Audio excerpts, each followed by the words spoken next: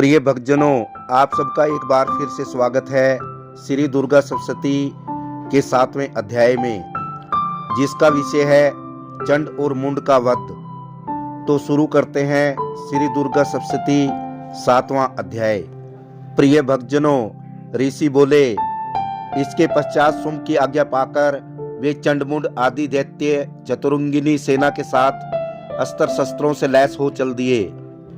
फिर गिरिराज हिमालय के ऊंचे शिखर पर पहुंचकर उन्होंने सिंह पर विराजमान देवी को देखा। वे मंद मंद मुस्कुरा रही थी।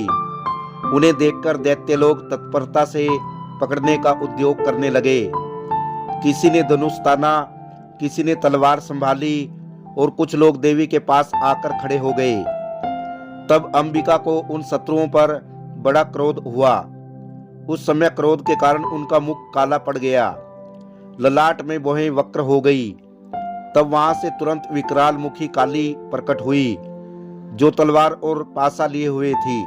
विचित्र खटवांग धारण किए और चीते के चमड़े की साड़ी पहने नरमुंडों की माला से अलंकृत थी।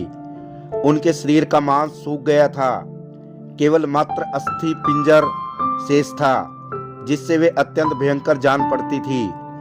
उनका मुख विशाल था, जीभ लपलपाने के कारण वे और भी डरावनी प्रतीत होती थी।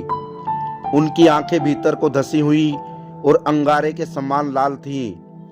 वे अपनी भयंकर गर्जना से संपूर्ण दिशाओं को गुंजा रही थी। बड़े बड़े दैत्यों का वध करती हुई वे कालिका देवी बड़े वेग से दैत्यों की उस सेना पर टूट पड़ी और उनका भक्षण करने लगी। वे अंकुशधारी महावतों और योद्धाओं और कितने ही हाथियों को एक ही हाथ से पकड़कर मुखग्रास बना डालती थी। किसी को बालों से पकड़ लेती, किसी का गला दबोच देती, किसी को पैरों से कुचल डालती और किसी को छाती के धक्के से गिराकर मार डालती थी।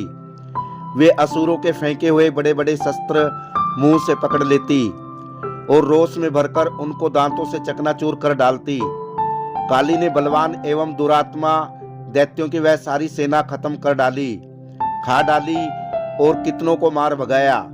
कोई तलवार के घाट उतारे गए, कोई खटवांग से पीटे गए और कितने ही असुर दांतों के अग्रभाग से कुचले जाकर मृत्यु को प्राप्त हुए। उस समस्त सेना को क्षण भर में धराशायी कर दिया। यह देख चंड उन अत्यंत भयानक काली देवी की ओर दौड़ा तथा महादैत्य मुंड ने भी अत्यंत भयंकर बाणों की बौछार से तथा हजारों बार चलाए हुए चक्रों से उन भयानक नेत्रों वाली देवी को आवर्त कर दिया। वे अनेकों चक्कर देवी के मुख में समाते हुए ऐसे जान पड़े मानो सूर्य के भूतेरे मंडल बादलों के उदर में प्रवेश कर रहे हों। तब भयंकर गर्जना करने वाली काली ने अत्यंत रोष में भरकर विकट अट्टहास किया। उस समय उनके विकराल मुख के भीतर कठिनता से देखे जा सकने वाले दांतों की प्रभा से वे अत्यंत उज्जवल दिखाई देती थी। सिंह पर से उठकर चंड पर हमला किया और उसके केस पकड़कर उसी तलवार से उसका मस्तक धड़ से अलग कर दिया। चंड को मारा गया देखकर मुंड भी देवी की ओर दौड़ा। तब देवी ने रोष में भरकर उसे भी तलवार से घायल करके धरती पर सुला दिया। महापराक्रमी चंड और मुंड को मारा गया देख मरने से बची हुई बाकी सेना आतंकित हो चारों ओर भाग गई।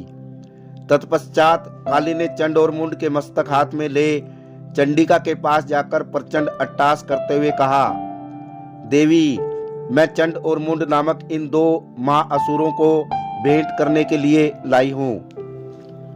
अब युद्ध यज्ञ में तुम शुंभ और निशुंभ का स्वयं ही वध करना।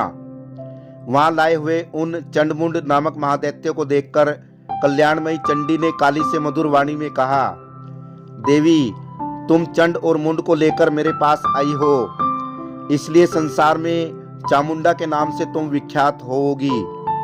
प्रिय भक्तजनों, इति चंड मुंड वध नामक 7वां अध्याय समाप्त।